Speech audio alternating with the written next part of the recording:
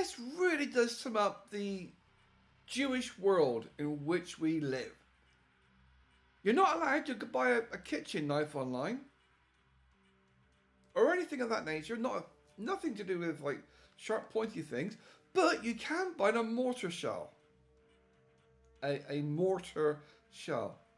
It printed realistic replica, except of course it's functional. The thing is, it's functional. Doesn't matter if it's printed or not, it's functional. They can call it non-functional, but the fact that it comes apart in separate pieces so you can put in your ignition, your detonation, and your propulsion, it's not just a mortar shell, it's an RPG. That's the three components you need for a mortar shell or for a ballistic missile. You need something that's going to start the fire going, something that's going to keep the fire going, something that's going to make the fire get bigger. But don't buy cutlery. You're not allowed to buy cutlery. Don't buy cutlery. My recent cat pointer I bought, a laser pointer. They call it a cat training toy. Literally, within a few hours of me buying it, the entire company has disappeared.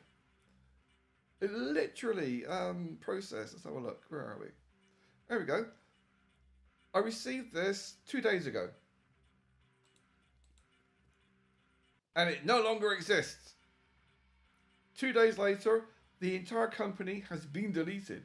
And yet, you can still click on, oh look, similar items. Oh, that's interesting. I love it. A sewer jet rotating device. Even on YouTube or Rumble, I could not describe what that really is, but they call it a rotating sewer cleaning device. It fucking isn't. Let's put it this way. It requires 3 points of impact, a very shielded cone, and certain graded materials. La la la.